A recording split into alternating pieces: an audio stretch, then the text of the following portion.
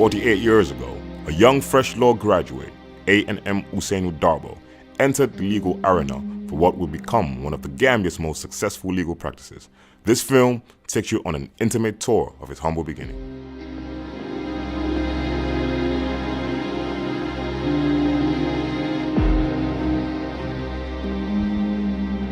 Now see, this was the bed 𝐜𝐴𝐚𝐽 used to lie on.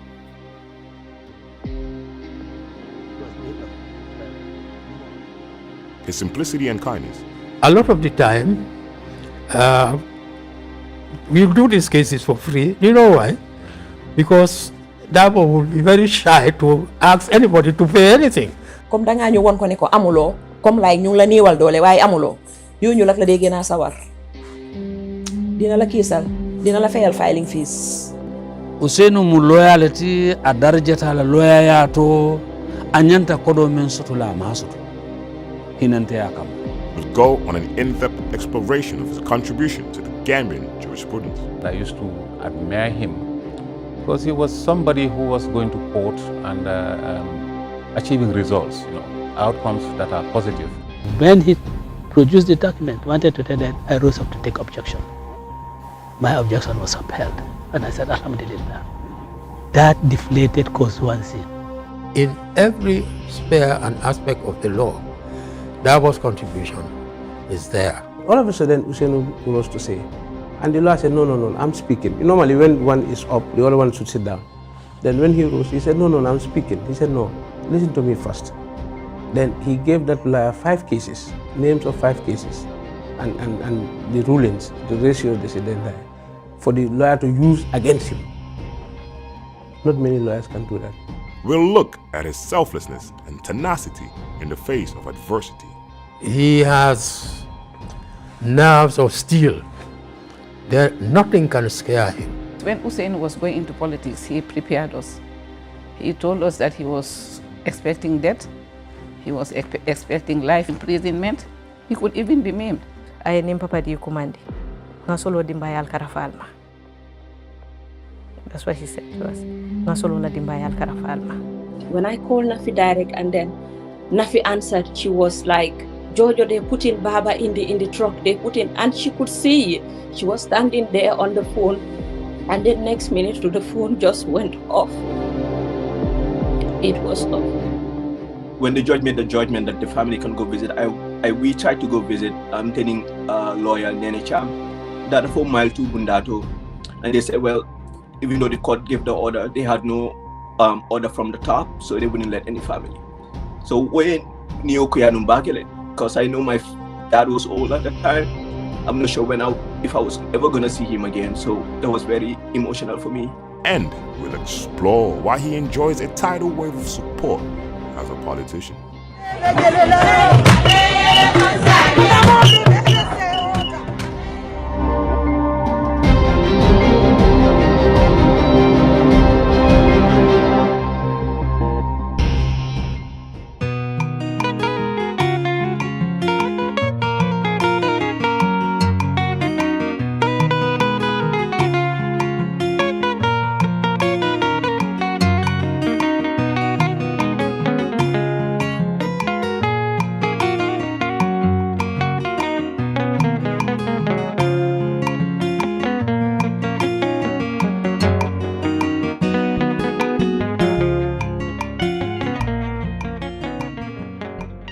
On August 8, 1948, the village of Dobo in Nyani, in what is today known as the Central River region, produced one of its most industrious sons, a gift to the Gambia. There are 3 houses. The main house is the one in the middle, and we call it Bumba. That is the big house. That is the house where the founder of this village, 𝐜𝐴𝐚𝐽, lived. This is where he brought up his family. The other building, the 3rd house, is what used to be called Arafandinkunda. That is the village, that house where 𝐜𝐴𝐚𝐽's own son, or in fact, the son of his brother, lived. The founder of this picturesque village and Ousainou's great-grandfather, 𝐷𝐷𝐴 𝐸𝐚, was a prominent Islamic scholar. He drummed the idea of the search for knowledge into the ears of every child born here during his time. To nurture that legacy, he named the village Karang Bantang, or the citadel of knowledge. And from a tender age, Ousainou embraced that value and the culture of his people. This is where we would light, get shrubs, small pieces of wood from the forest or from the bush, burn it here.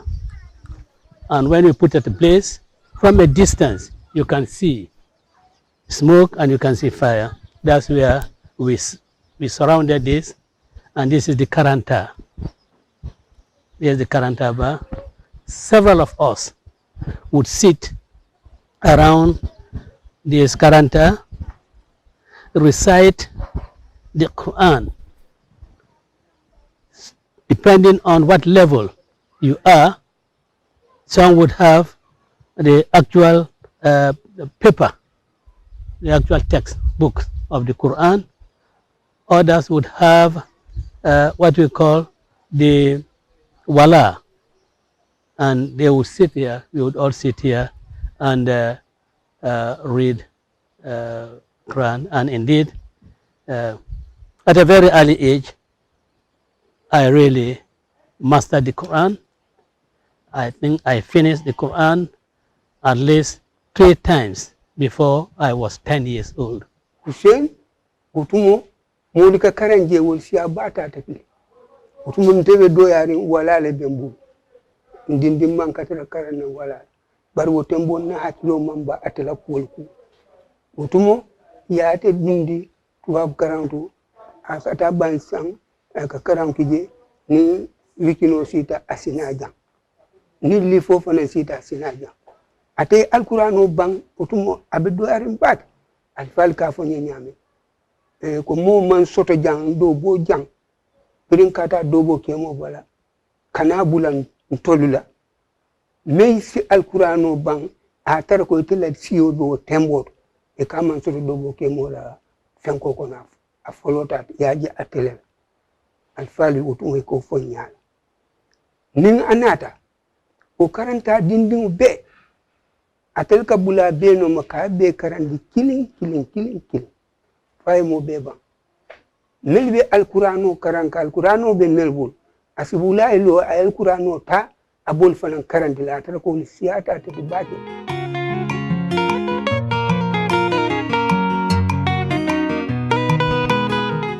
Now see, this was the bed 𝐷𝐷𝐴 𝐸𝐚 used to lie on. It was made of mud.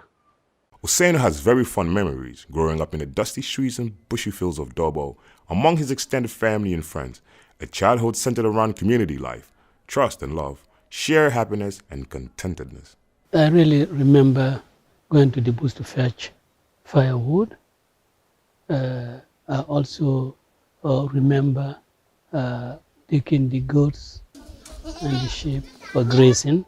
India bimbete mabutumodo nata ya mbaya nintaya nat mbaya nata ya beya ola manga mo sangar lindi amanga mo nganyangedi amanga mo di shaba ko amang horma sura bu mal urti amang kuto fanando Useni kabirim balolli ay kulo folo ana mina kewa barande o malaji ko folot fulanjam biray moya kamali ayalon ko nyante mulekela saate wal dafa ko doro ba ko la dafa ko abole noma manin kunta yalo manin tapale yalo manin fani ya polo manin sunyar lo sheni nadni yakon bindindi mo kendolem mo sebolem bindindi man chakano long ndumu shenu amen kanu afa bindi no ni yawato kono amen kanu afaye.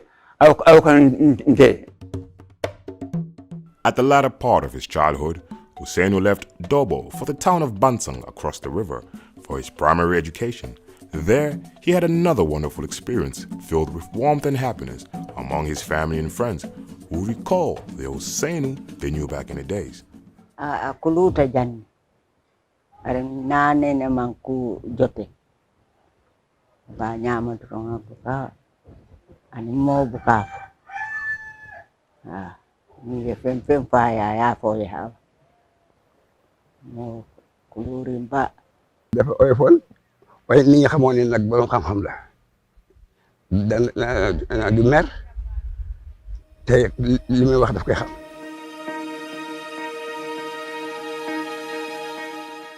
From Bansang, Ousainou moved to Banjul to attend St. Augustine's High School.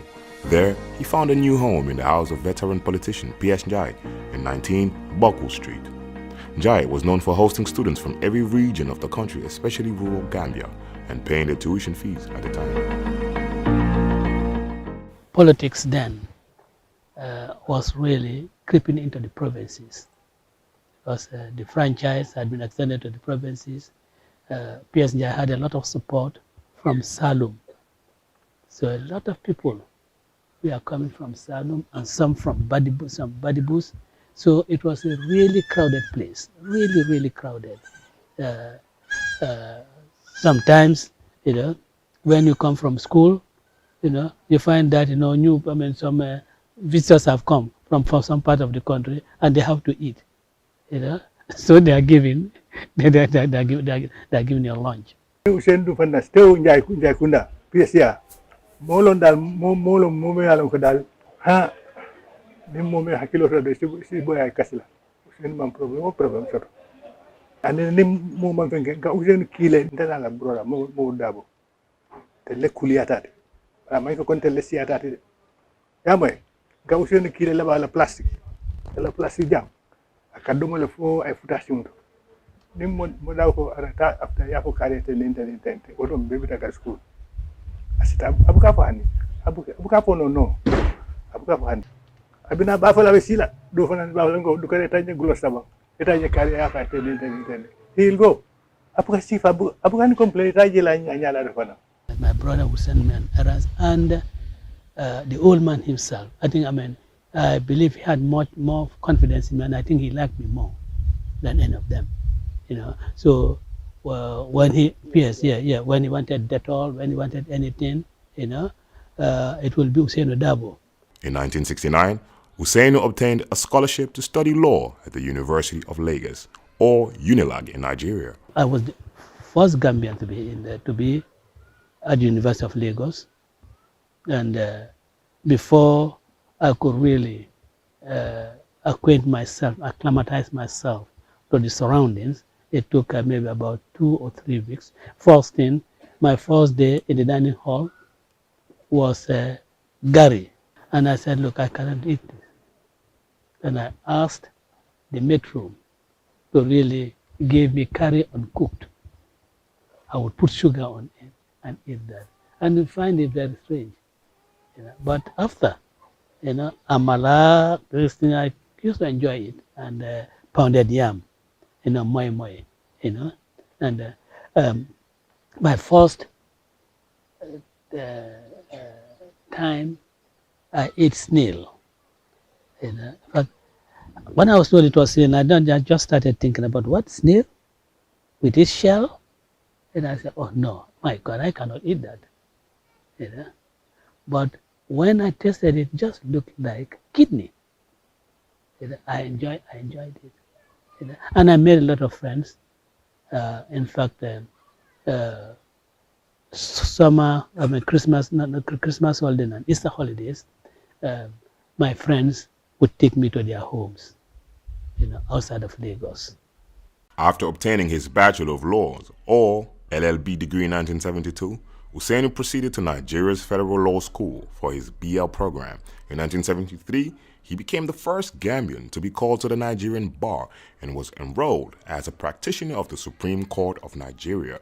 But he returned to the Gambia the same year to work with the Ministry of Justice as public prosecutor. There were only 2 other law officers, that is the Registrar General and the Solicitor General. I was the 3rd. So there were only 3 law officers, and I was really doing all the running around, coming to the provinces to prosecute, go to the courts in the Kanifi, in Banjul to prosecute, And in Banjul, when we are doing prosecution in Banjul, you know, people used to come to watch, because then 𝐜𝐡𝐚𝐧𝐞𝐥 and Ousainou Darboer on the opposite side, Pap 𝐜𝐡𝐚𝐧𝐞𝐥 and Ousainou Darboer on the opposite side, you know, was quite entertaining to the public, because all of us, we were young, you know, young people, you know, the way we think, you know. Well, Ousainou is senior to me, actually, in terms of age, at least 7 years or so. And it was in the late 70s when Ousainou was a young lawyer. And I was also a young man, actually, and I used to admire him because he was somebody who was going to court and achieving results, you know, outcomes that are positive, meaning his clients were winning. And, you know, his name was very popular in the country. Ousainou would rise through the ranks to become state counsel, registrar of companies, curator of interstate estates, and legislative draftsman. In 1977, he went to the University of Ottawa in Canada, where he obtained his Master of Laws, or LLM, degree 2 years later.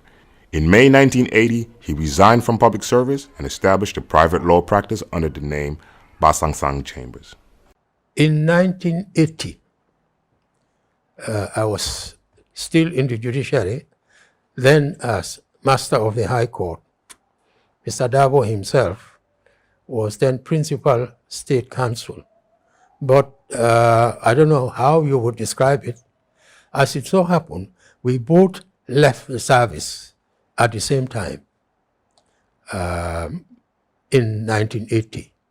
And also, by coincidence, we both went into private practice in the same month of the same year, in October 1980. We set up our different chambers.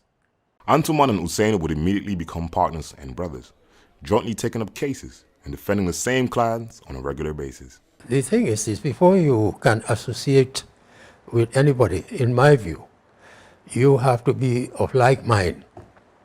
Mr. Darboer and I, even though we came from totally different backgrounds, somehow Allah brought us together and we became associates. We collaborated on a lot of cases at the time in the 80s onwards, until in fact one of the judges gave us a name that whenever we two appear, he would say, oh, this is the old farm of Darboer and Gay appearing again.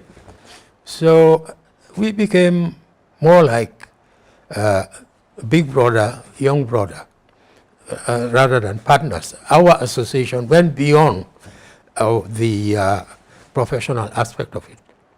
By the end of 1980, Ousainou the lawyer was a son on the rise. While he was gaining fame as a human rights lawyer in the courtroom for successfully defending especially the poor and the downtrodden, he also dedicated himself to his young family and his friends outside the courtroom. Growing up being the only boy of the family, and given the fact that I was named after his beloved father, 𝐜𝐡𝐚 Darboer, I was special to him, I guess, and I guess was able to get stuff from him that I wanted. Just using that relationship of 𝐜𝐚 Darboer. Otherwise, he made sure we had everything that we needed. I was born exactly the same day my father died, and my sister fondly tells me, it's like when I was born, my mom sent her to go deliver the message to my dad, who was at the hospital at that time. And then she said when she delivered the message to him, he just had some blessings for me. And I think a couple hours or 3 hours later, that's when he passed away. So I never got to see him, and he never got to see me. So Lawyer Ousainou Darboer was the only father figure we know in the Gambia, because he was the one that was present there. So everything that a father did for his children, he did that for most of us. Ousainou has been a very good husband to us, and he's been a very good dad to our kids. He's always been there for them. He provides whatever they want. And he always makes sure that both the wives and the kids are happy at all times. Very caring, always made sure we had the best, but at the same time, he ensured that we were grounded. Obviously, he was one of the most successful lawyers in Gambia, but he also made sure that, like I said, that we were grounded. So going to studies, he will make sure we walk home. A driver, Basolo, could have picked us up, but no, we had to walk home from Mrs. Ndau, the ex-peoples, that's where I was, to Pipeline. He always, made sure that we were always occupied. He would send us to Sapo, because Papa MM was working at Sapo, so we'll go to Sapo, explore Sapo, then Bansang and Dobo. But I think one thing that was very important to him, that he made sure all his kids was family. As you know, he doesn't have a lot of biological kids, but he has a lot of extended family. And when we were kids, I used to be angry with him because every holiday, Easter, Christmas, summer, by force, Dobo and Bansang.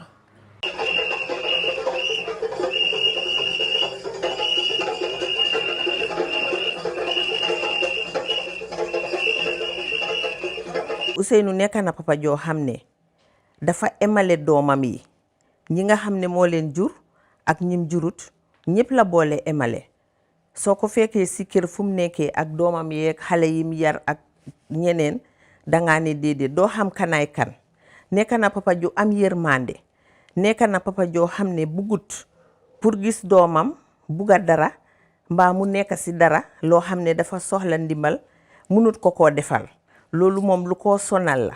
Several times actually, we met at Bakau and we used to sit together. But then they were all my seniors, himself, Dr. Boro Suso, Dr. Serif Sise in particular. Then Ousainou and I and Boro and Dr. Sise used to be in the same car moving around different parts of the country, from Bansang to Jara, to Nyani, where Dr. Sise also came from. And we even went out of the country to different parts of Senegal, Mauritania, Casamance also. Kari wo kari, waran kari fula wo kari fula. Asimbe invite ya. Ay tabiri bake, ay lonna kilin kumandi, nga tinyanje birin somanda folan sara suma, boda akabendi maasole fede nyoboringo diata ate ya diata ntolbe. Ni la kurata woto nganna domorol ka ngamin fengol bemi ngambulo ku ngabula na motol la ngata nyoboringo la. Ida betikania waran bundung aren babum fati. Back in the courtroom, Ousainou's biggest opportunity as a lawyer came in 1981 in the aftermath of a failed coup led by 𝐜𝐡𝐚 𝐵𝐴 against President Sir Dawda Jawara and his PPP government. Opposition leader Sheriff Mustapha Dibba was arrested along with members of the National Convention Party, NCP. The leader of the failed coup was 𝐜𝐡𝐚 𝐵𝐴, who happened to be the NCP candidate for Fonyi East. There was this suspicion around the NCP people that they may have a hand in this. The insurgency or mutiny having been quelled, there were a lot of arrests. And those that were really taken for trial, I defended most of them, including my young brother, Momoturo Dabo. I defended them. But then, Sheriff's case, because Solo Dabo was mentioned in the indictment as being a conspirator, that 𝐜𝐡𝐚 𝐵𝐴, Sheriff Mustapha Dibba, so and so, conspired with 𝐜𝐡𝐚 𝐵𝐴 and Solo Dabo, to overthrow the government of the Gambia, and then they gave all their particulars. When news was received that Sheriff was to face court, so some of senior members of the NCP, particularly Solo Dabo, who was also influential and one of the financiers, they were thinking of going to London to hire the services of Barton Macaulay, a Sierra Leonean who was then QC, Queen's Counsel lawyer, who was based in London. Solo was friends with Batan Macaulay. He really thought that this case was such a high-profile case that he needed to really get a QC. At least psychologically, maybe that would be, the prosecution will find that challenging, the government of Gambia will find that challenging. He spoke to me about it, but I told him that, well, Uncle, I think you are really losing hope. I think you are getting in a state of desperation. Why should you go to UK to get a lawyer to defend Sheriff Diba in this matter? I would take up the case with my friend Antman Gay. And in fact, we will not ask for fees. So Antman Gay and I have virtually set up an informal human rights defendant institution. We go in for, where there is abuse of human rights, we go in pro bono. He agreed, although very reluctantly. Sadauda, being the Democrat he was, he vowed that all those people who were arrested, he was going to make sure that they were given a fair trial and hearing. He imported judges, lawyers, judges to preside over cases, and lawyers to prosecute cases. And he said he was not going to allow any Gambian to be a prosecutor.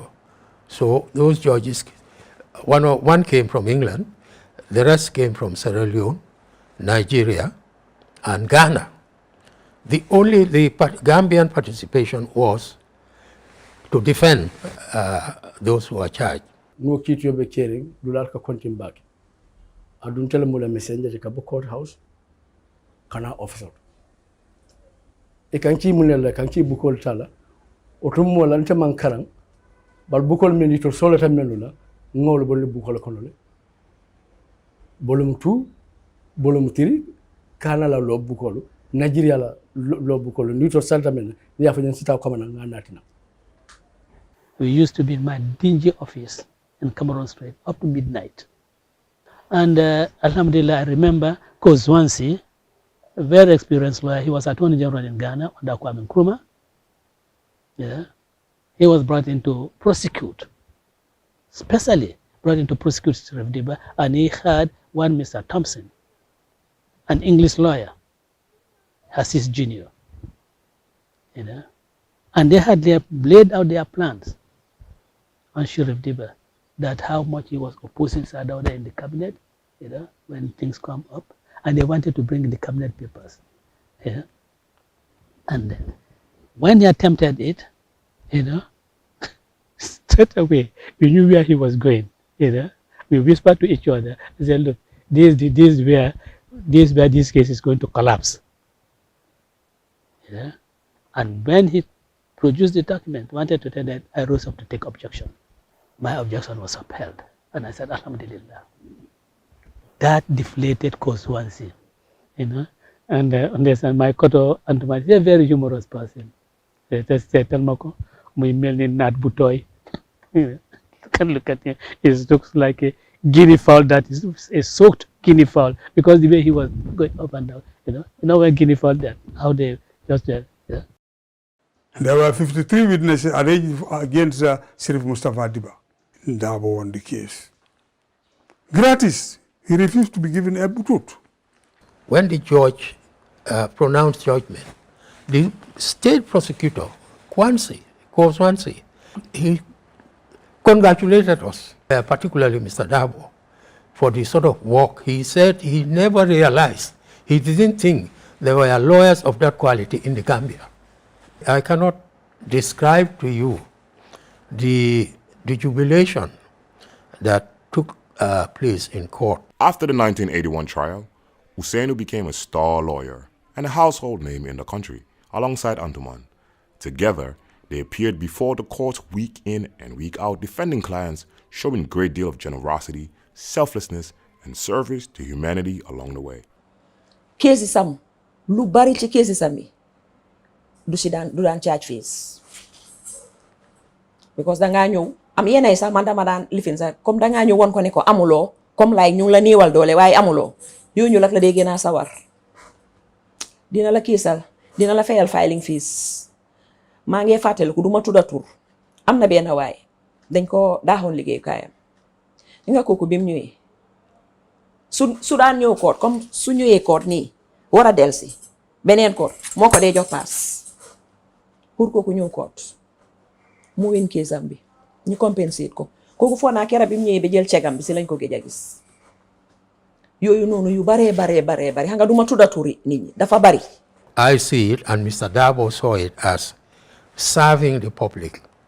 That was why, for very, very many years, you will not come to our chambers or go to Mr. Darboe's chambers and be asked what we call consultation fee. No, we never charge that.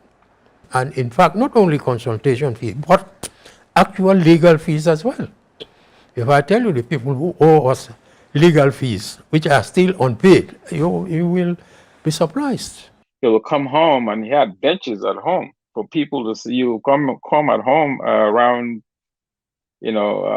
Maghrib time, when we pray Maghrib, you'll see people lined up sitting on benches at home waiting for him. Those are clients that want to have consultation with him. So work continued from office to the home. So it's a hard worker. And then he would bring home multiple books. And sometimes he'll ask us to wake him up, after we study, because the high school students, we study and then go to bed. And he's like, when you're going to bed, can you wake me up? That's when we wake him up and he will study. He studied probably more than us in high school. He was a lawyer. He was a seasoned lawyer already, but he had several books, several cases. He read it. And I think that's one of the reasons why he was one of the most successful lawyers. I don't think many lawyers did that. He studied hard. By the late 80s towards early 90s, Ousainou's courtroom excellence and impressive outcomes had earned him enormous confidence and respect. His intense cross-examination of prosecution's witnesses and ability to capture the attention of judges and magistrates to believe in his client's innocence helped propel him to national stardom. Thanks to these attributes, he became the retained lawyer for many successful Lebanese businesses in the country. In the public sphere, he was hired as retained lawyer by multiple parastatals. Among them, the Social Security and Housing Finance Corporation, the Central Bank of the Gambia, the Gambia Livestock Marketing Board, Gambia Airways, the Gambia Public Transport Corporation, and the Gambia Telecommunications Company Limited, GAMTEL. In fact, he incorporated GAMTEL, drafting all the instruments for the transfer of the assets of the cable and wireless to the telecoms company. 1987, I moved to the Gambia Public Transport Corporation. But before I moved to the Gambia Public Transport Corporation, in 1984-85, I was also the chairman of GAMTEL. We started GAMTEL together. I was the first chairman, and then you had Bakari Njai as general manager. And Ousainu, because there were fewer lawyers in the Gambia, he had moved to private practice, by the way, private lawyers, and he was actually the lawyer for GAMTEL. He was the lawyer for Livestock Marketing Board, where I was managing director. And even GPTC, he was one of, the lawyers, corporate lawyers. He performed exceedingly well, all along. He was not selected because he was a friend. He was selected because of his professional, excellence in delivering, cases, meaning exactly in winning cases, that actually we passed over to him. We have no plans to say law. All we are here for is to set a just system and to put up structures that will ensure that what happened in the past 30 years will never happen. In the late 1996, 2 years after the military coup that brought Yahya Jammeh to power, a group of Gambians approached the popular Ousainu to lead a new opposition party against Jammeh. There was looming dictatorship, and the three main political parties PPP, NCP, and Gambia People's Party GPP were banned through a decree by the AFPRC military junta. Senior members across these three political parties came together and discussed as to the way out. Then one gentleman came with a suggestion there. He had a proposal. Now this is a gentleman who is currently not here, that he went to America for the Olympic Games, to watch the Olympic Games, and that was 𝐜𝐡𝐚 Darboer. I was in Atlanta attending the Olympic Games, and I do not know how a gentleman called 𝐜𝐡𝐚𝐧𝐞𝐥, we commonly call him 𝐜𝐡𝐚𝐧𝐞𝐥. I don't know how he got the telephone number of the hotel. I was living in Marriott Hotel. I was living in, he, my phone rang, I picked it up, and started saying, "Hey, Ousainou, how are you doing? It's me, 𝐜𝐡𝐚𝐧𝐞𝐥. Well, people have got together, and we and other people have got together, and we are forming a party. We want you to lead the party." I said, "Please, cut it out. I want to concentrate on my practice. I want to continue helping my people." I said, "Please, leave me alone." And I guess 96, I was young. I think I was like 13 years at the time. So Natalie and Nathan, we came on a trip to the Olympics. I was with him in Atlanta in 96 that summer. So during Kolbekelang, I didn't really know what was going on. He never really discussed anything with me. So I just came for my holidays, spent some time at the Olympics. Then I intended to come again in America to spend the rest of the summer. So I came to Gambia. He was here for the Olympics. So we all met at our older brother's house, whom I told you about, Dr. Darboer in Maryland. That's when he broke the news to all of us as family gathering. When I came back in August, by Maghrib time, I can't remember the first name, but he used to live in Kanifing. It's from Jara, a Mr. Jajusi. He came to my residence, then I was living in Kanifing, and said that, "Well, you should expect people visiting you, because we want a leader." And my response was, "Please leave me alone." And 2 days after, one of my friends, Dr. Sise, this also about Maghrib time, he came to our VU in Bakau and said, "Look, I think you should be honest with people. If you're not going to accept responsibility, tell them that I'm not accepting, I'm declining, so that people can move on and get some other person." And then I started thinking there must be some seriousness in these approaches, And the following day, a group of people came on, including 𝐜𝐡𝐚𝐧𝐞𝐥, Jallo Sane, Abu Karamba Kasama, and I recall also, I think Abu Karamba Kasama was there, Majankosa and Sidi Jaude. I remember them. And they came out and said this was what they wanted, that their leaders had met, Hassan Musa, Sheriff Diba, and of course Saudada was also in contact in thought that they should really approach me to be to lead this party. Ousainou asked the group to give him time to consult his family both in the Gambia and abroad before taking any decision. Pour dem waxtaani jeeg magam ñeeg kilifaam yi nekk foofu noonu man dama soonoon because dafa am yenn paa yoo xam ne dañ ma daan kool yenn suba teel ana Ousainou ñu ne dafa tukki ñëwagut ma ne déedéet ñëwagut dimbale ñu nga koolal ñu ko nga wax ko ne na ñëw léegi li moo mun di def foofu na ko bàyyi ñëw déglu suñ wax ji jàppa suñ yoon biñ ko xelal pour ñu mun ñoo génnee ci liñ bugg a génn su ko defee ma ne waaw dinaa wax. I was not in the Gambia. I was in the United States of America, and he joined me there to inform me officially of his decision. And to be honest with you, I never wanted politics, and he knew that. So he came, he said, Maya, I'm sorry, but the Gambian people have interest in me to lead the United Democratic Party, and it is time that somebody has to sacrifice for our children and our grandchildren.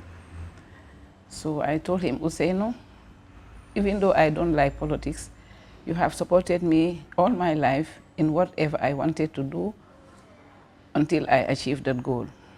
So I am behind you. I will give you all the support I can until whatever God decides in the end.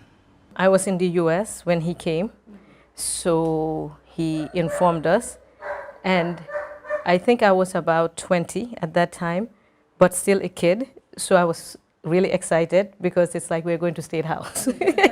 You know, the State House, that's nice, you know, without thinking of the consequences. Then he sat us down, the few of us that were in Maryland at that time, and said, it's good to be excited, but this is not going to be easy. This is a military, and I could be killed. I never knew what maimed was at that time, but he said I could be killed, maimed, murdered, or imprisoned. He said, you guys have to be ready for that.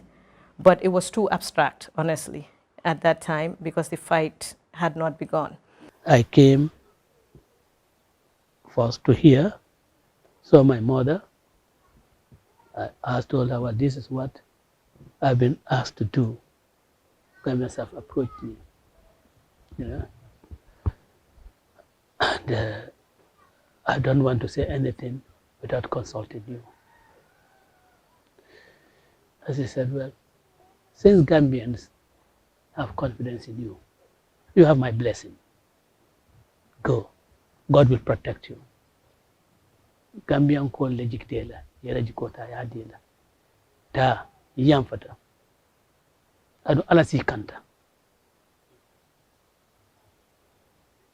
I crossed, I went to Bansang also, and spoke to my uncle, 𝐜𝐡𝐚 Darboer. He also said, look, if out of all these people in the Gambia, you have been approached, why should you decline that? Please, go ahead and accept it. But before then, when I was coming down here, I met a gentleman, or a gentleman bumped into me in summer. I was filling my gas, my vehicle. He came on a motorbike. He was very, with big beard. He stopped by, looked at me for a little while and said, you are Ousainou Darboer? I said, yes. He was speaking to me in Mandinka. And he said, please, don't disappoint us. Please, don't disappoint us. Please, don't disappoint us. 3 times. And his tears started rolling down. That really impacted on me. And then, with the approval by my mother, I mean, that really gave me the elan. Wolun suto bringa nata fanang ntele mo foloti ay min kumandi bunk otum kat suto lem na wulta nana da fo nyin korda kono jangotumo alaji bokora wala masakewoti e wala alkaloti bringa wala bunda konkon ko kod kayra don non kayra don Ousainou kay ko banko moli en tombonde e ko jikke yen tombong as a president pour banko la ko kamala so nada wo sarole la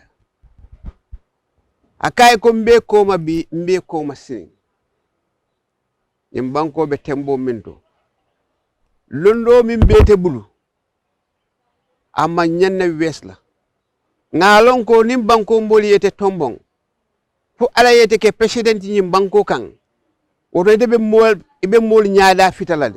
So he came and told them, well, I'm okay, I'm acceptable now. So this is how this man became a politician. Politics went into Ousainou, he did not go into politics.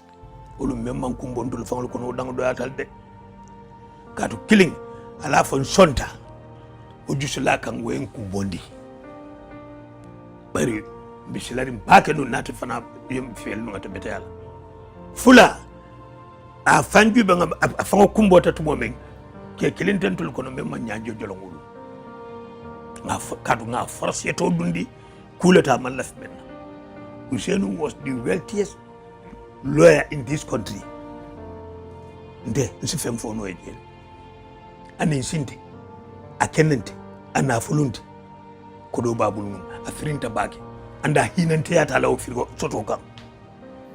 And we started then working on the documents properly. This gentleman, Bemba Tambedo, was there, 𝐜𝐡𝐚 𝐆𝐚𝐻. And with my current secretary, Fatu. There were times when,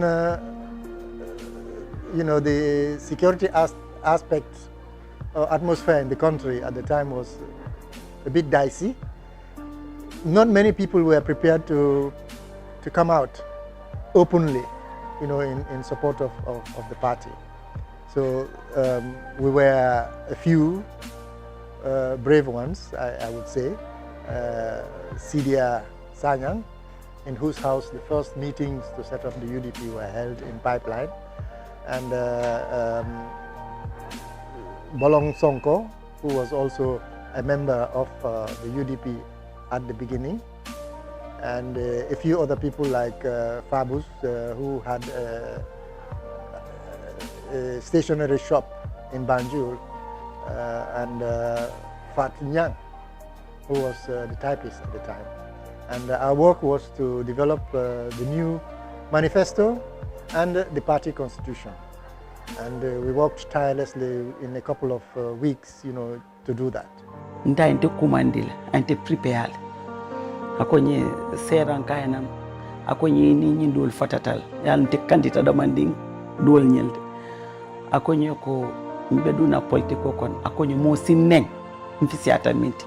Sikuma yo mimanken song tefang badala beta adumala fale mo jabi. As usual, doing our cases, and then one day we were upstairs by the library. We were waiting, waiting for our case to be called, and he came to me and he said, I could see he was in a very somber mood. He said to me, "Look, I have something to tell you." I said, "What? What is that?" He said, "I have decided to go into politics." Just like that. That's how he told me in court, So that's the man. He's a very simple, unassuming guy. mu ngi dugg ci politique 1996 fekk ñu ngi dem school teg njabootam xamal ñu ne moom mooy politique suñ demee school buñ xuloo buñ saaga lu ko waay wax rek baax na te xam ne moom mooy politique ñu seen kilifay politique guñ. Nobody was willing and ready to contest Yahya Jammeh. You had one person like him who was willing and ready to sacrifice everything, to contest for the betterment of the Gambia as a whole. On August 23, 1996, the new party, the United Democratic Party, or UDP, was officially launched. There was widespread fear and chaos in the country, triggered by escalating dictatorship. There was already a reign of terror, and the ethical and moral fabric of the Gambia society was being stretched to a breaking point. The people galvanized, put their hopes in UDP to get the country back on track. The September election was fast approaching, and the people were fired up, resulting to huge crowds at UDP rallies across the country.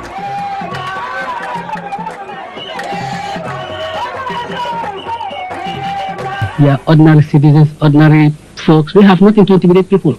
Absolutely not. You didn't reply me about the first question. What are your chances? My chances? Yes.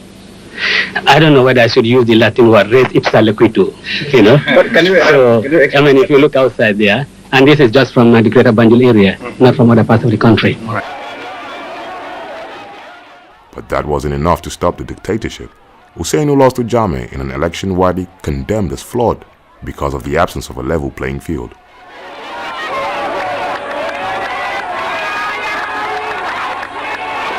Ousainu's new status as opposition leader was met with scoffing disdain by Jammeh. It wouldn't take long before his regime hit the UDP leader where it felt it would hurt the most, his pocket. The authorities compelled government institutions that retained him as lawyer to pull the plug. Many individual clients were also either intimidated into abandoning him or they voluntarily turned their back on him out of fear. I had been defending people before the commissions, the PPP ministers, when 𝐜𝐴𝐴 𝐷𝐴𝐴, and others were taken before the commission. And for 𝐜𝐡𝐚𝐧𝐞𝐥, I didn't appear for 𝐷𝐴𝐴 𝐷𝐴𝐴, but I was appearing for 𝐜𝐴𝐴. It was the William Commission. Because I was defending 𝐜𝐴𝐴 and my client. And it was for 𝐜𝐴𝐴's interest that I was seeking. But they thought that I was really siding with 𝐷𝐴𝐴 𝐷𝐴𝐴. And when I was, I think when I was, 𝐷𝐴𝐴 𝐷𝐴𝐴 called me and said, look, I'm sorry, I've been instructed to take away the retainers from yourself, from you. I said, well, thank God. And Social Security also, they also took away their retainer. Gambia Airways, EPTC, Continent Bank, which I had formed as the lawyer, also a retainership was taken from me. So losing all of those, and then even clients started running away from the office because people don't want to be seen affiliated with lawyer Darboe because of politics. I must here pay tribute to one or two of those people that in spite of all the intimidation, all the harassment, they stood by Mr. Darboe. One of them is the late Faiz Mahmoud. His shop was in Wellington Street, in the premises where Mr. Darboe had his chambers, 1819 Wellington Street. People go to him, tell him all these things. He said, look, me, I don't care. He's my lawyer, he's my lawyer. That's Faiz Mahmoud. The other people are the Diab family, of course. Raif Diab, he's late now, and the other brother, Ahmed. Those are people, these are genuine people who stood by Mr. Darboe through thick and thin. On the political front, the Gambia was very much under a full-blown dictatorship by the end of 1996, and Jammeh had ticked all the boxes in dictator checklist. In what international human rights groups said was one of Africa's most notorious dictatorships, the regime used violence to suppress dissent and hound dissenters, a chilling brutality against UDP in particular. State-sponsored disappearances, arbitrary arrests, and torture targeted at UDP militants were common. Among the victims, prominent members Wassa Jane, the late Shingo Nyasi, and the late Femi Peters. I told Shingo, let's be ready, because at this time of the night, don't expect that we are going to be released. Let's expect anything. And at that time, we were ready for anything. It could be death, it could be anything. So they took us out, and then that was the time they started torturing us at the back of the NIA. Daba Marena was the torturing, organizing official. We were severely tortured. They were arrested together with about 7 people for holding a political rally. We could not trace his whereabouts for quite a while. I could vividly remember those days when my mom and my sisters will be running over police stations to look for his whereabouts. The government has no respect for human rights.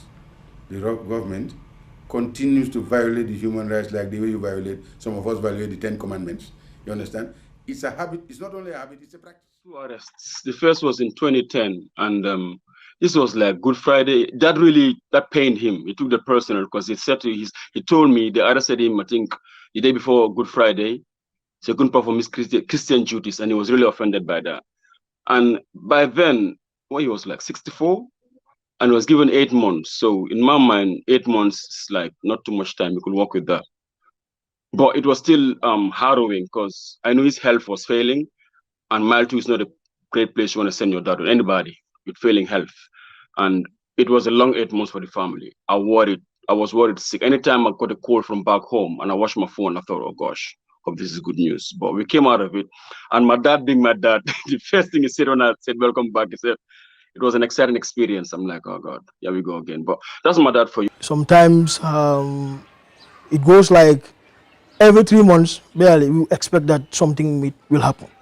Because he was arrested in 1997, 2001, 2004. Also, months also, alternately, it happens, it does happen. You cannot count the number of times that he was victimized. And then the family it came at a point that the family became used to some of these things, that when it happens, we see it as something that it's normal. He goes like 3 months, 2 months without us having access to him. As the 𝐜𝐚 regime escalated its repression, UDP members were at risk in both their homes and in the street. And Ousainou's personal security was as important to the party as that of any other member. 2 Senegalese security experts were tasked to protect him. Métti woon na trop definitely tough time lañ joxoon waaye ñun definitely suñ programme bi ñoo start ak Mr Darboe moo nekkoon di 96 elections waaw loolu moo nekkoon suñ programme ñu ne ni que nañ nekk ak moom bon liggéey ak moom for these elections after ñu seet nan la ñoo def waaye lii yàlla dogal after elections guddi googu noonu gars yi am luñ prepare woon against Mr Darboe pour jéem ko jël daal ci këram so bi ñu amee information boobu noonu ci lañu mooy boy remember mooy dugg bi Mr Darboe duggoon ci Senegalese embassy then at the time Senegalese embassy mi ngi taxaloo woon ak kër Mr Darboe bi nekk pipeline so mooy dugg boobu mu dugg foofu noonu so bi yàlla dogalee ñu dugg fexe ba mu dugg foofu throughout that period bi nga xamante ni mi ngi nekkoon absent dëgg-dëgg ci la ñu amaat beneen consciousness ci mbir mi ni lii dafa serious trop ñu gis how frail naka la méttee ci njaboot gi naka la méttee ci parti supporters yi. liggéey bi yombul woon parce que ku xamoon Yaya Jammeh nu mu doon rouler Gambia da nga xam ne que liggéey météo surtout ma nekkoon gan nekk Sénégalais boo xam ne ko dama doon ñëw di liggéey foofu ak looy daal bi yore sécurité am kon du woon yomb am na benn côté boo xam tamit bon dinaa ni yombaay bi lu koy waral mooy lan parce que boo àndee un leader bu mel ni Ousainou Darboe nga xool engagement am nga xool bëgg-bëggam ak bëgg réewam ak dëggam ak bëgg dëggam nga xam ne ko vraiment kon liggéey bi boo xoolee ci moom ci à son âge da kon liggéey bi de mën nga ni courage lay nekk ci yow saa yu demee ba métti boo gestoo xool ko rek da ngay am courage waaw. The regime's brutalities against UDP supporters continued unabated. In fact, 𝐜𝐚 would often refer to them in derogatory terms and threaten to bury them. Let me warn you, those evil vermin called opposition, if you want to destabilize this country, I will bury you 9 feet deep and no Westerner dare say anything. Let me make that very clear. In the face of brutalities and provocation, Ousainou remained calm and had always asked his supporters to be law-abiding even when the atrocities were relentless. Whenever his militants suggested physical confrontation to defend themselves against the regime's heavy-handedness, he would opt for court action, respect for the rule of law. As a result, he was called a coward and a weak leader by his own people. You cannot have a substitute for peaceful operation of political activities. The only thing that you can do, especially when you are an advocate of constitutionalism, you just have to continue impressing on your supporters that what we have to do is to maintain peace and tranquility in the country. Otherwise, it's not going to be beneficial to anyone if the Gambia is put on fire. He's a very calm person, and I don't remember a time that I've heard him raise his voice. Most of the time, I'll be sitting very close to him and I don't hear what he's saying because he's very soft and calm. Mr. Darboe is a very shy man. He's very modest, but he has nerves of steel. Nothing can scare him. Don't see him his small stature, I would say he's the bravest of all brave men in this country. There's no doubt about that. On Saturday, April 16, 2016, Ousainou would be pushed to take to the street finally, instead of going to the court to seek redress. It all started 2 days earlier when Solo Sandeng, UDP's national organizing secretary, and some party militants staged a peaceful protest at Westfield demanding for electoral reforms.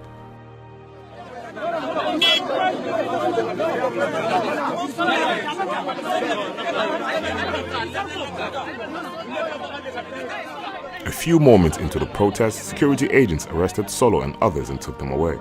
Friday evening, Ousainou received some disturbing news from an informant about Solo and colleagues. Solo Sandeng and his guys were in detention, and Mr. Darboer received information that Solo was seriously, badly tortured, and that he died as a consequence overnight. Then he called, this was on a Friday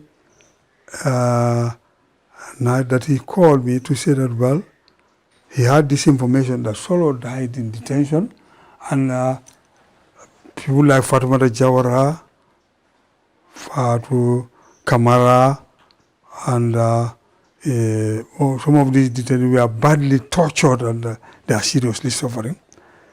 So, and that Solo was secretly killed and buried at Tanje. He received that information. Daf ma call mu ne ma Solo Sandeng rey nañ ko man maa ngi soloon lifin odo ni suma manaan ni di pare fii laa toog taalal suma tànkay suma yaram bi yëpp di lox mënumaa dem fen. That evening, Fanta and Papadi were at my house because they had came for holiday. He called my line and said, "Nakanja, albe munela, hausa ikang bejirinde kwari kaira. Nkai molbe domorola. Nkai munem Solo le banta. Nkai banta nyadile ikwa ya hafale." This was around 11 p.m. I yama call ngaje yama bota telephone. She was crying. So ngani ni kamune keta. Na kwenye ko baba ko Solo Sandeng yole torture fa fani yo tutaje. So we all got into the vehicle into the pipeline ngataraje, and then we ngasuno jan nyakono. He was very painful to hear that news, and then so we all sat as a family. Ngani was going to be the next steps, what they were going to do as the party. So I go, they were thinking about it, and then Osamo, they were supposed to have a executive meeting with the executive to decide what direction they were going to do. So we started asking him, what was his personal thoughts of what he was going to do. So he started telling us his plans, and then we all agreed at that point, Solo shouldn't have been tortured to death. This executive committee meeting, and Dida decided that, well, we'll have to really go out the following day, the 16th, and ask for release of Solo Sandeng, dead or alive. Somo, Subaketa, Fajiro, we got up, Ayasaloke, Ayala Al-Quran Karanke, and then eventually Solo, the family came to the house early morning, close to 7 a.m., because they had news on social media. But he didn't want to confirm the Solo status at that time, so he wanted to follow, due protocol, kata, alpha then kata suokono, cold and tema. So until Solo la muso na dimani, Fatoumata Sandeng, I drove them back to their house, and then came back to Pipeline, and then bring Baba Pereta, another mold. Then we went back, and then he had all the elders that Animal Nyanta Talanum. Then we went back to Solo's home. Then I came out Dante thing. We are a family, and we know how a father is important to a family. If Yaya is there sitting with his family, or whoever arrested my father, let him know that the father has his family. And how he is important to his family is how our father is important to us. We came here and got white cloth. We were the ones that made the banner, Papadi and myself, and my Sise. I was typing the slogans that people were holding. Papadi was coloring in. He was sitting here coloring in, and he said, "We need to get Gambian flags." So we went to Timbuktu. We wanted the big ones, but we could not get it. We got every flag that was available at Timbuktu. On Saturday, April 16th, Ousainou, surrounded by UDP executive members, held a press briefing in Pipeline to announce he and his officials were going out in protest to demand that Solo be handed over to them dead or alive, and the other detainees be released.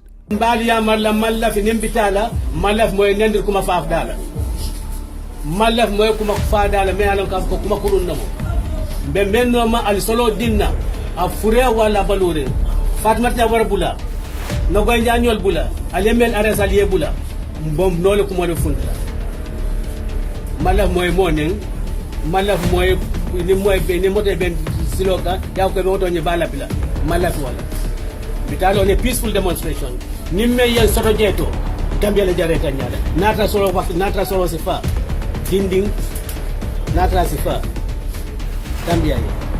Muna nata nyata balun nyata sila kapa Gambia ye. I ask all of you, it's going to be orderly. The leadership, itale betar la nyato, to mali bulani. Ninke so be mo follow mal, abentale follow mal. Malafi atel mal malan kamu koma malaf momo etranyado albe etran koma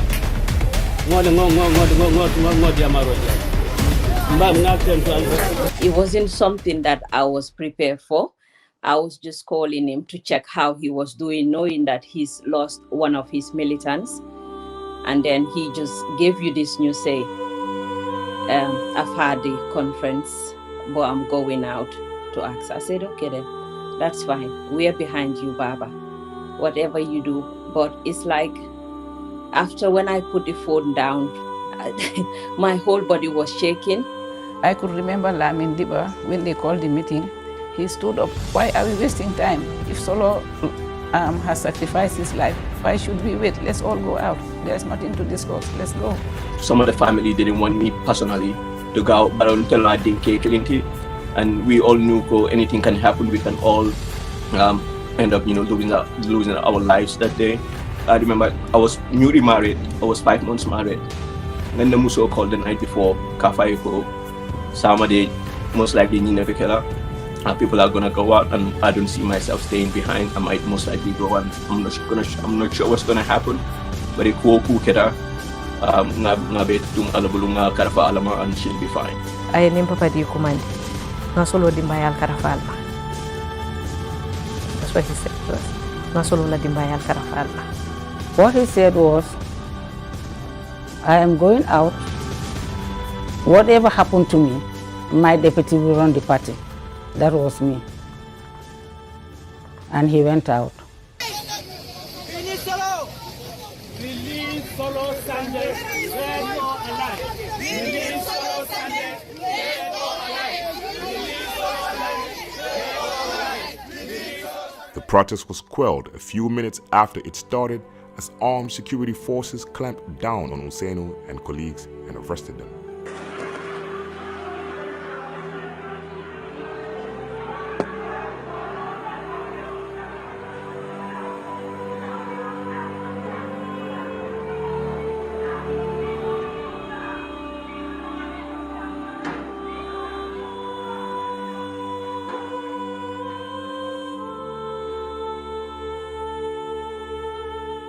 I knew Nafi was there.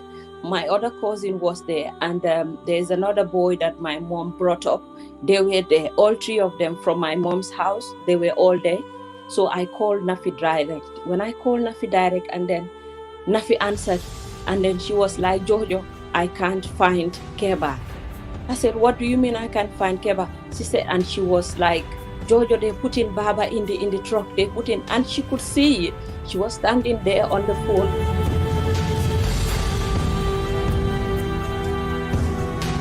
And the next minute, the phone just went off.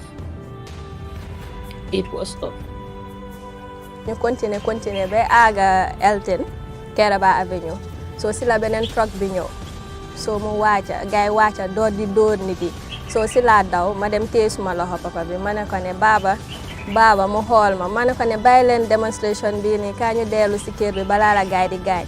Sila ma pousse ci gannaaw mu xub uncle Lamine la wala uncle Femi. Mënuma remember. So non la gaay continuer ñu dem.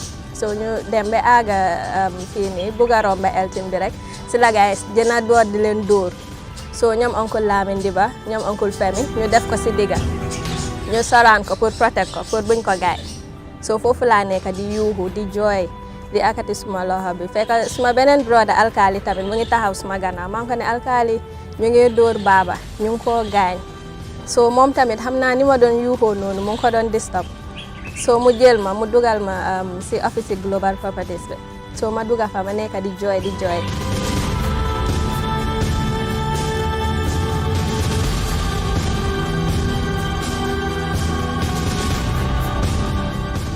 When I was put on board the truck and taken to mile 2, forced without any court order, I knew that this is what I was destined for, and that as a politician, under that tyrant, under that dictator, I should expect that. I shouldn't expect my rights to be respected in any way.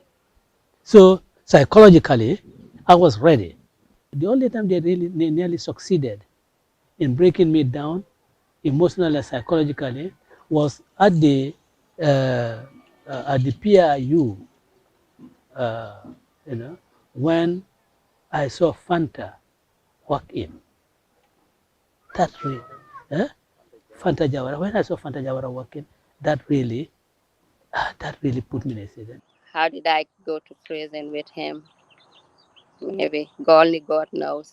So, because Yama was there, Papadi and many others, I told them that I'm going to see my mother-in-law. So I sent someone to put gas in the car. Went to receive money from my husband. On my way back, that's how I got arrested. So. I mean, she had wounds all over. I mean, her hands. I mean, her blade. I mean, the braided hair, was forcefully fucked up, and she was bleeding, and I was also bleeding. But then he came, sat by me, cuddled me, and then with a tissue, mopping my head,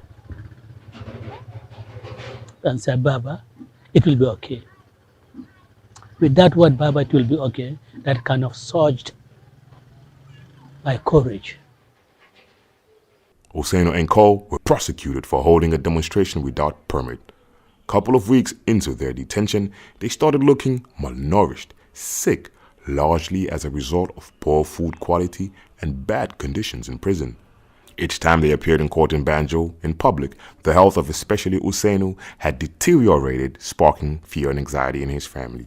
bés bi gaa ñëwee si code bi famille bi ñëpp a ko fiil famille si yëpp nekk foofu noonu waaye ba tey comme li ma la wax rek man maa jënoon a dégër gaay yaa ma jooy na fa ba soona su ma yaay jooy na ñoom na ni may ñëpp fiil nañ ko because of bi gaay ñëwee soo leen gisee dégga di nga xam ne gaay nekkuñ woon si jaama. They look cachectic. That's what we, at the medical term that we use, cachectic. They're so skinny, lost so much weight. And all you think about is malnutrition. Those are kind of the ways that people that have cancer look like, because their body, cancer is eating up their body, so they look cachectic. So you're worried that, they have electrolyte imbalance, lack of protein, and all of those can, lead to a whole bunch of different problems. You can have kidney issues, you can have heart issues from arrhythmias. And so as a medical practitioner, I'm thinking about all those things. One of these people can just drop dead, and die at any moment because of the malnutrition and the condition they were in. It was very hard because I have grandchildren who couldn't understand. Why is he in prison? When is he coming home? And I couldn't explain that to them. He's in mile 2. A place near Banjul, which has a lot of guards, and you have to be like above my age to visit there. Do you know what happened to him? Yes, I do. You want to tell me? No. Why? It's very emotional. Do you miss him?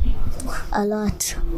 When he was here, before he was taken to mile 2, what do you usually do with him?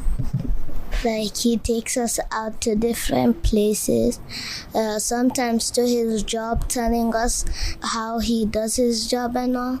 He sometimes takes us out, like, to the beach to enjoy ourselves, and we spend time together. Yeah. When you see him, what will you tell him? I'm gonna tell him how much I missed him and how hard it was without him around. But still, I put off a brave face. People will meet here when we are going to court. After court, they will all come and have lunch here. Under 𝐜𝐴𝐚, the court system was set up to protect his interests. So-called mercenary judges were often imported to do his dirty work. On July 20th, 2016, Ousainou and his 18 colleagues were sentenced to 3 years in jail by a Nigerian judge, Justice 𝐜𝐴𝐚. They were sent to the maximum security wing of Mile 2, the most notorious section of one of the most notorious prisons in the sub-region. The day I got sentenced, I said to myself, 3 years, 70 years old, in Mile 2, I think you're going to come out in a box. I gave up because I said to myself, 𝐜𝐴𝐚 had vowed not to release them even when he won the election. So I said to myself, that's it. I don't think I'm going to see my dad alive again. And I gave up. So the only way we would have gotten released was if 𝐜𝐴𝐚 had lost the election. And trust me, I had no hope in that. I had no hope at all. I said to myself, you know what? I said, my dad is going to die in jail. Mayonnaise buckets. That's what we use. At night from 5 o'clock, that's what you use that for to pass your urine in. And if you have a running stomach, that is what you use. Almost 14 days, we are locked up. We go out only, for an hour. Go and have a bath and go back. It's very sad. One of the days I met with late Femi Peters, we were so happy to see each other. So when we approached each other to take hands, the guards, prison guards said, no, you cannot talk to him. You cannot talk to each other. Simple discussion, they would not even allow us.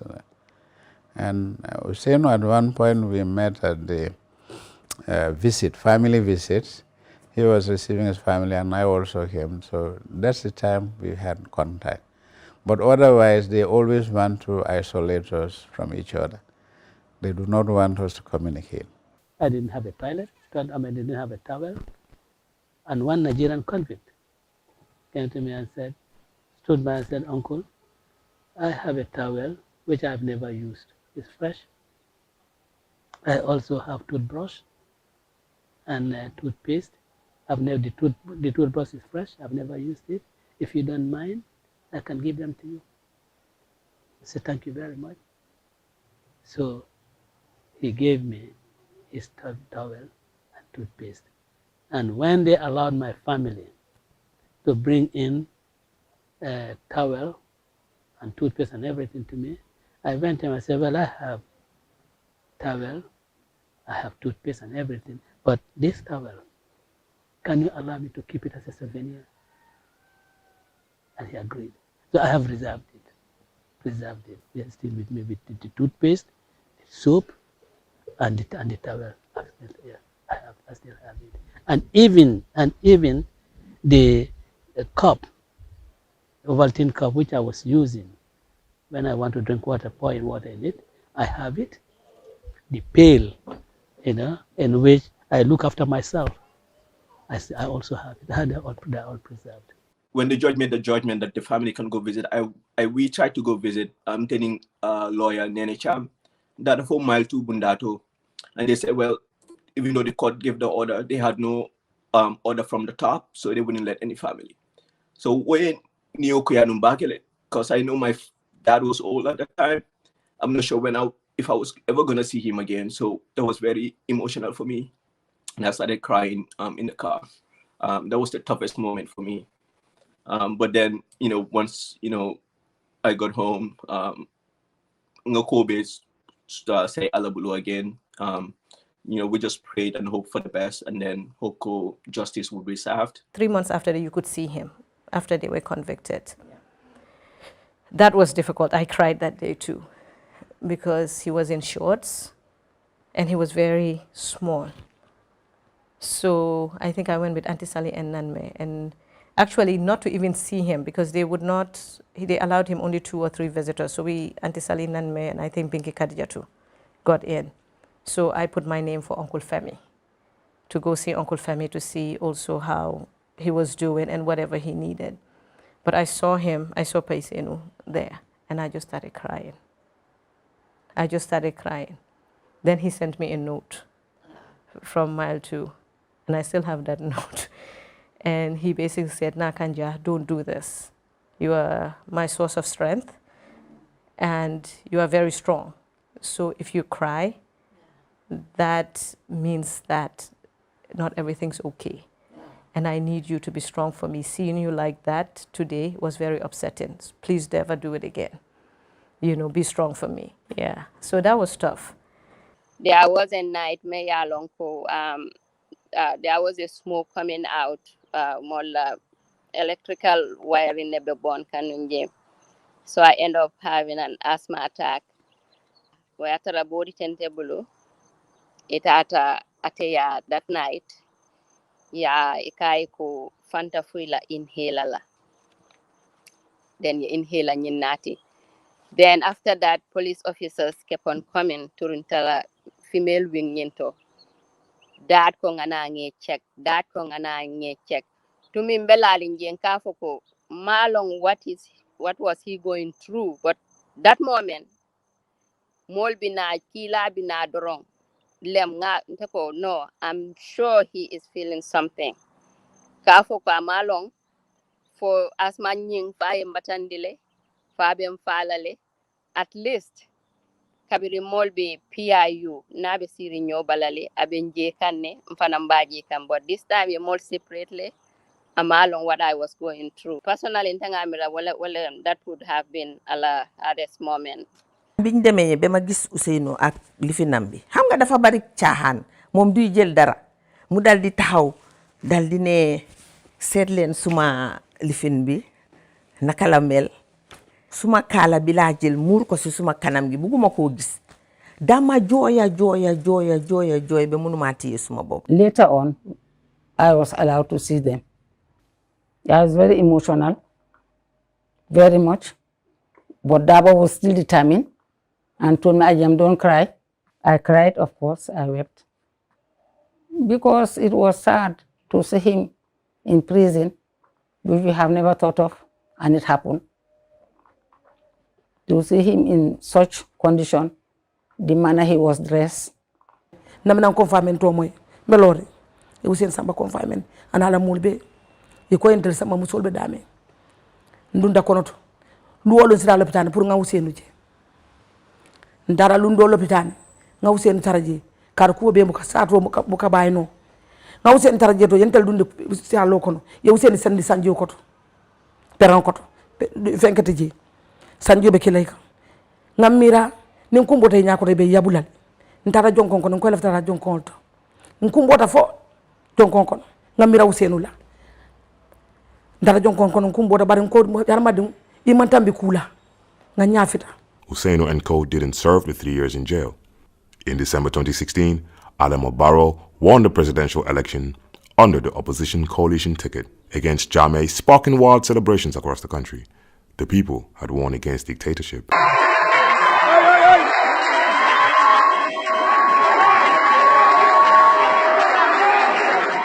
On December 5th, Ousainou and his colleagues were released from prison.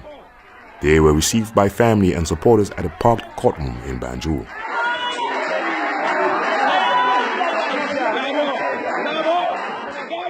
Let me congratulate the Gambians for taking a historic decision, a decision to change the government, a decision that will affect the destiny and the future of this country.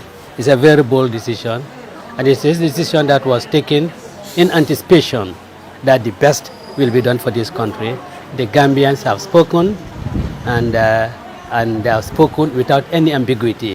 For Jammeh to lose the election, my dad to get released. If you watch the pictures of my dad when he got released, just watch the pictures. He was all bones. You're talking about a 6'2", over 200-pound guy. The guy looks skinnier than me, and I'm not skinny. He was all bones, and that was just 8 months of the year. Imagine if he had to go 3 years of that, he wasn't going to survive it. So I thank the Gambian people really for giving my dad back, because I really owe them my dad. Because if they had not voted out Jammeh, my dad would have died in prison. He wouldn't have had the decent burial he had. So this is the platform I'm going to use to say, Gambian people, thank you very much from the bottom of my heart for giving my dad back and for giving us a chance as a family to spend at least the remaining time he had since he got released. He had a chance to go be his ambassador in Sierra Leone, the birth of his parents, some country, his heritage, and then to die at the service of this country, and then for us to bury him in a decent way. The Gambian people, I want to say thank you very much. I really appreciate that. I'm indebted to you guys. That was the best thing you guys did for me, giving back my dad. I appreciate that. Thank you, Gambians. Thank you very much. I, Honorable Abubakar Numukunda Mbaro Ousainou Darboer, do swear that I will execute the functions of the Office of Minister of Foreign Affairs. Ousainou was appointed foreign minister in February 2017 in a new government and then vice president in June 2018. He was relieved of his cabinet appointment on the 15th of March 2019 after falling out with President Barrow, his former protege. But his legacy remained. I've taken Gambia out of international isolation, and of course, I have also sold Gambia's national development plan to the world. Together with my young brother, my colleague, Ahmad Sani, I have done that. All these things that are talking about OIC and so forth and so on. Myself as foreign minister, I crisscrossed the world with my chief executive, Lamin Sani. All the funding, the preparatory work, he became vice president, chairman of the board. So he was leading and giving me directions of how we approach it and things. Even the roads that we were to do together. And he came up with some very young ideas about that Burufu to Ghana Town Ring Road that is part of the approved projects we're going to. He was very clear on those things that this should happen. It should happen. Even this Battle Heidi 𝐜𝐴t𝐴 Avenue, we need to change it because it's the main high street in Gambia. Why can't we think about how to improve it? So we went on those negotiations. He was behind, supported me on the legal side, and I was focusing on the finance side with my OIC colleagues at the secretariat. And I went and negotiated the funding for the projects. The 98 million was virtually granted under his chairmanship. He was the chairman. But the signing, he was removed before we finalized the agreement here. Then he was removed as vice president. So virtually the OIC, for me, in the system, it was the foreign ministry with the help of Alhaji Sise, chief of protocol, and Ousainou Darboer, who made it a reality. It was a real chance for Gambia to come out again with the change. And Ousainou was a catalyst. I didn't attend the Commonwealth Conference in UK, but he went there with other ministers to put Gambia's case. The Gambia was readmitted into the Commonwealth. We also went back to the ICC, and we opened up diplomatic relations with a lot of other countries now that are holding back on the Gambia's diplomatic front. So he achieved a lot in that aspect. Then with China, he forged a very good, close relationship. And he was able to secure the assistance from the Chinese government for these URR roads and the bridges. It was his initiative. We went together also to the Brussels May 2018 Donors Conference, and he played a critical role in that. And after the conference, we did not come back with the President Adama Barrow. We took a train, a high-speed train to Paris to meet with the government officials there, Agence Français, their development wing, who promised us, some, investments in agriculture. And you can see URR, they started there. That's our initiative there. They also gave us 50 million euro as budget support. He came to Nigeria on an official mission with the former vice president when he was foreign minister. We met and had series of discussions about the Gambia, and I saw from him, his desire to support Gambia, even at his own expense, so that Gambia goes out of the, negativities that, will have been, developed over the earlier 21 years or 22 years. He wanted, the government to succeed. He wanted, especially Adama Barrow, actually, he wanted Adama Barrow to succeed. So my private conversations with him, it's like, that's what it is. I'm sure he knows, how Ousainou feels about him. Though Ousainou has since been dedicating most of his time to politics and the affairs of the UDP in particular, there are many success stories in the Gambian jurisprudence today that anybody can look back and say, thank God for lawyer Ousainou Darboer. What I find very interesting about his contribution is this determination to get to the last level of our court system to prove points. And those points have become, as we say, locus classicus in terms of making referral or reference to those cases. A case in point is the case of Sarr and others versus Juara, which was a case about the market, this weekly market called Lumo in Brikama. When the VDC of Brikama wanted to collect the rates and the daily tax from the market, and the governor stopped them. So Ousainou went to court on behalf of the community to assert the community's right to collect rates. Unfortunately, the case did not turn favorable to them, but out of the case, some very good precedents were laid. It was able to determine the right of the alcalo in the village, because then the alcalo of Brikama had three powers: power to collect rate, power to represent government in the village, but also to collect other rates different from the market rates.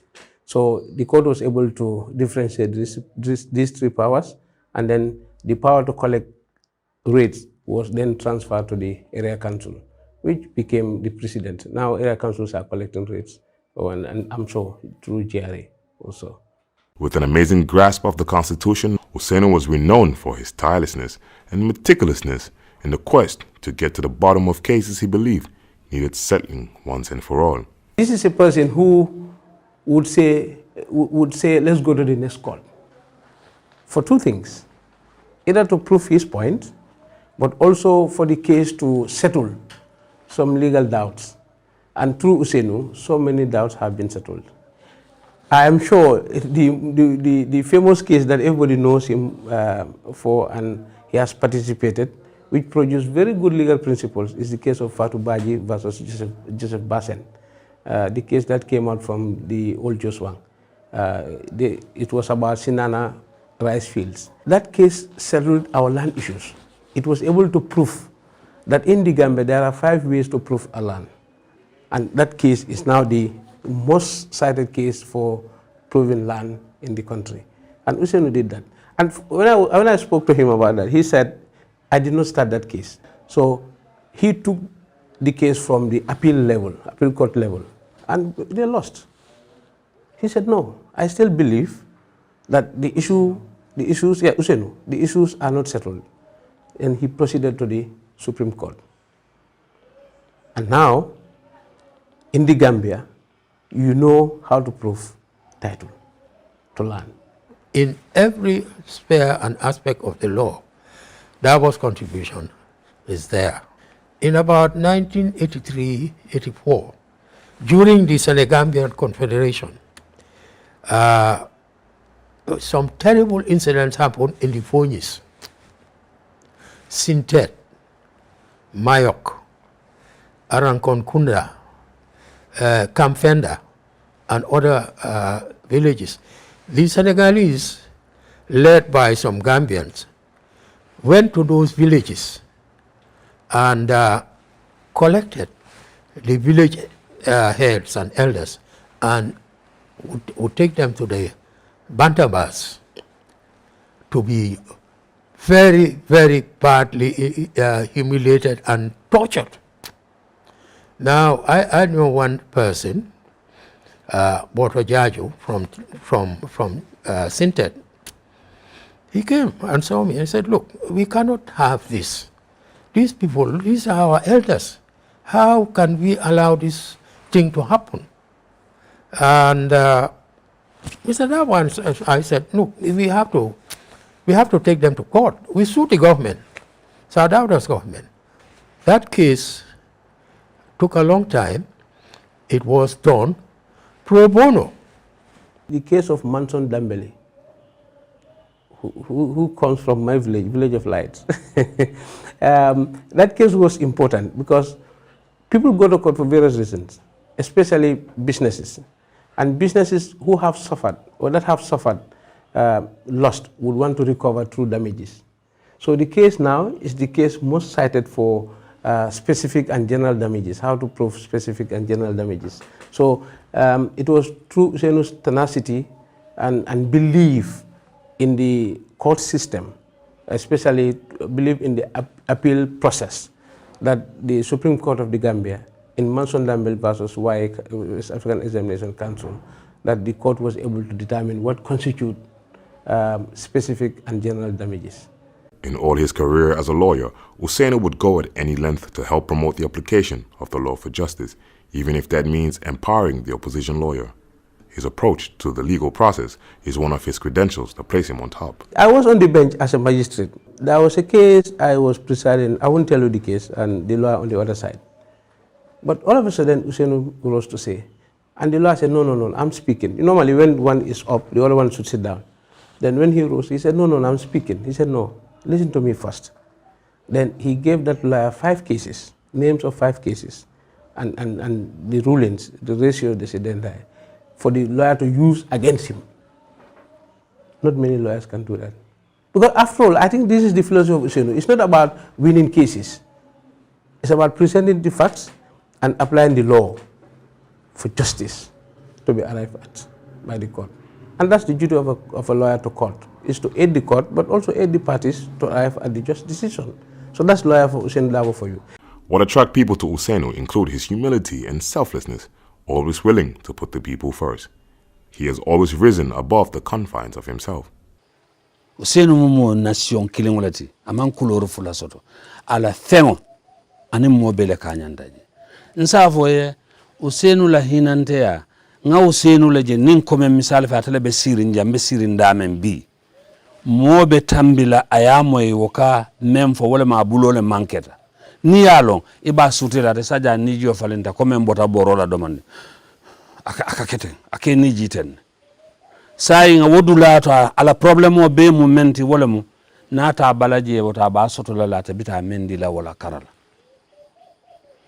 Ousainou mu loyalty a darjata la loyayato anyanta kodo men soto la ma soto hinante akamal. I don't think he has any bad, bone in him.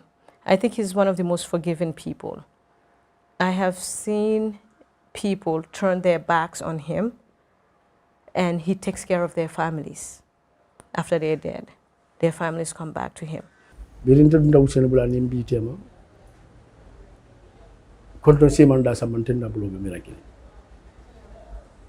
ngamuso nyini wala kono anata fanan namuso fanan ni kafutema mbeke ta sikiri kili we sanji jamabo akadokula almuta kuma fam bawo salwatu wasalin wati nasita jam isala kale o men sanga fam ya ko san prebe salwatu salin nasita jam misala ba ka salba yo men sanga fam ko san de mangi liggéey fi Simon time boobu doo xalaat ne yaa jëme dafa ñëw toog si dëkk bi paa bi mun na la wax ne man si suma boppa si loo xam bi la magee liggéey na ak paa bi amut jafe-jafe boo xam ne musuma xëy na benn bés mu mere ma mu defaat ma lu bon nit ki danga wax sa diggante ak yàlla loolu amut. Ousainou has been a pillar of truth all his life, in the courtroom, in public office, or on the political podium. He has always defended the truth and protected the common good. Ousainou is somebody who is incorruptible. You cannot corrupt Ousainou just because exactly, you want, to gain something which you are not entitled to gain. He will tell you simply, this is just not on. His friends all know him as that. I'm being a case. If I'm being how to call it? Being a gal. Being a gal buñ fi season. Yena alfin. Harab mo sa nationality. Ñu ñew mu am ku leen boole moom. Ñu ñew. Maa ngi fàttali ku case boobu noonu bi moo prepare documents. Bés boobu noonu suba. Ba after 9 ci guddi ñu ci office bi. Mu prepare file. Client ba ñëw rek. Ndeke daf ko ne ko am na ku ko wax ne ko su ko joxee xaw ma ñaata mu jox ko judge bi. Den dinañ bàyyi gaal bi mu dem. Comme like wax nañ ko ne mun naa jox lawyer bi dara mu jox ko judge bi comme bribe judge bi. Loolu na xari ko. Ma daal ma toog rek dañ xëy ñu mu ne ma prepare ma notice of discontinuance. Ma ne ko si ban case mu joxoon ma lii bi. Ma ne ko xanaa lawyer mu ne ma prepare ma li nga yóbbu ko nga dem liyal ma ko ba pare naa la explain nii ndeke kooku mu ne ma kii di ma waxi ne pour dem bribe judge man mama dama dellu case bi lim ma jot a jox sax dama ko dellu génn si case boobu noonu ba 7 weeks. When he was chairman of the board of the OIC, there were several times some of the board members who are state ministers who will say they want a review of the board allowances that was paid. Some were even pushing to be paid in dollars at the board meeting, and I was, no, I would not do it. It will not happen under my watch as a CEO. And that was said, never. And considering that we had forced review of the allowances from sitting to monthly, and some were pushing to be paid a lot of money because of the numbers we're discussing. And he hit the table. He went to town and pretended to walk away. He stood up and said, if that's what I'm out of this meeting. Several times in those meetings, he made it very clear. It's not about how much we as board members collect in allowances in travel. No. This is about the country. How can the people benefit from this project? That was what is important. Not how much we collect as certain allowances. Look, we traveled to Indonesia to meet the president for support for the OIC. He was vice president. We flew in on Sunday morning. That was the day of the World Cup, France and Croatia, I think, if my recollection is right, the last World Cup final. We met the president the vice president on Monday. They received us, we had the presenters, we had lunch, everything. There was a flight at 11 o'clock at night. And I went to see him, I said, there's a flight tonight, because we were scheduled to leave on Wednesday and get here on Friday. I said to him, look, why are we staying here? He said to me, there's a flight. I said, these people didn't reach. I said, well, this is what I just discovered from my office, because I was always checking. For me, after the meetings, I look for the nearest flight out. They told me, let's go. Let's go home. So we flew back that day. And he came back on Wednesday, went to work. It is because of such attributes that today, Ousainou, the politician, surmounts a tidal wave of support from people yearning for change. Under him, UDP has become a mass movement for democracy, justice, and